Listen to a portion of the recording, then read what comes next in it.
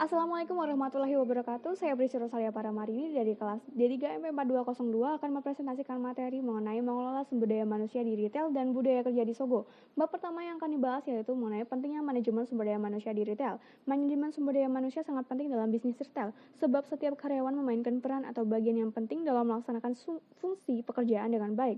Retail masih membutuhkan orang untuk melaksanakan aktivitas dasarnya seperti pembelian, menawarkan barang dagangan, dan menyediakan jasa pelayanan kepada pelanggan. Beberapa hal terkait dengan sumber daya manusia dalam retail mempunyai peranan penting dalam membentuk sebuah retail. Bab kedua yang akan dibahas yaitu mengenai pengelolaan sumber daya manusia.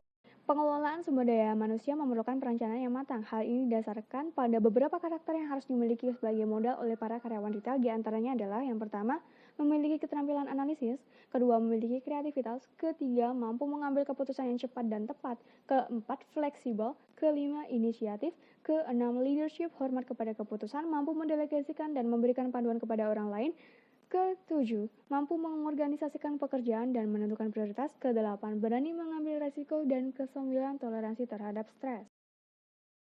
Dan selanjutnya yang akan dibahas yaitu tahapan pengelolaan sumber daya manusia. Dalam tahapan pengelolaan sumber daya manusia memerlukan seleksi dan memerlukan tahapan yang harus dilakukan. Yang pertama, rekrutmen merupakan gerbang awal yang menentukan. Kedua, orientasi.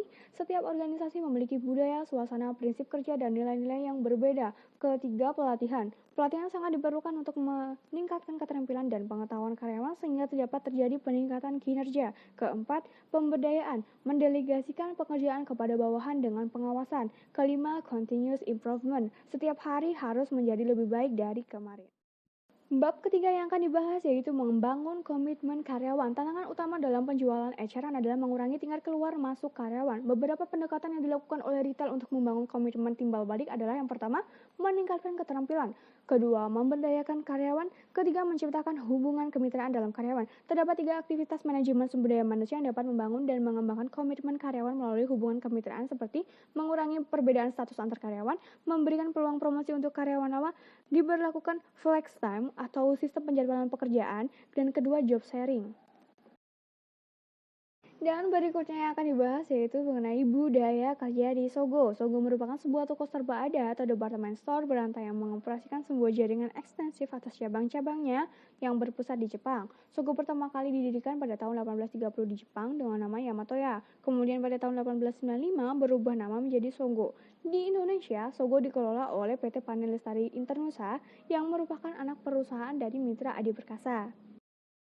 Sogo, sebagai salah satu perusahaan retail terbesar, diharuskan menjaga image yang baik sesuai dengan perusahaan induknya, harus mengutamakan kualitas produk dan kepuasan pelanggan. Setiap anggota dari perusahaan harus menanamkan dalam dirinya bahwa pelanggan adalah raja, karena sesuai dengan pepatah Jepang, tamu adalah raja dan atasan adalah dewa. Untuk menciptakan pelayanan yang berkualitas, Sogo mempunyai standar operasional produk yang harus dijalankan setiap karyawan dan kemudian dijadikan budaya yang melekat dalam diri setiap karyawan. Standar operasional prosedur tersebut tertuang dalam 6 langkah penjualan yang efektif, yaitu pertama, berdiri siap melayani, kedua, menghampiri pelanggan, ketiga, memperlihatkan produk, keempat, menjelaskan produk, kelima, menawarkan produk lain, dan keenam, penutup penjualan. Selain itu, perusahaan juga memberikan training kepada karyawan, misalnya training tentang bagaimana menghadapi perilaku pelanggan dan sebagainya. Hal ini dilakukan demi terus menjaga kualitas pelayanan yang diberikan kepada pelanggan.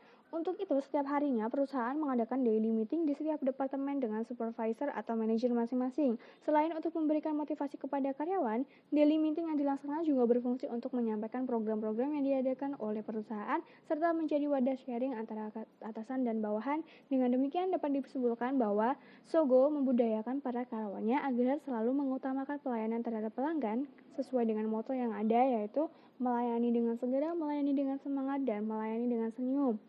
Sekian presentasi dari saya. Wassalamualaikum warahmatullahi wabarakatuh.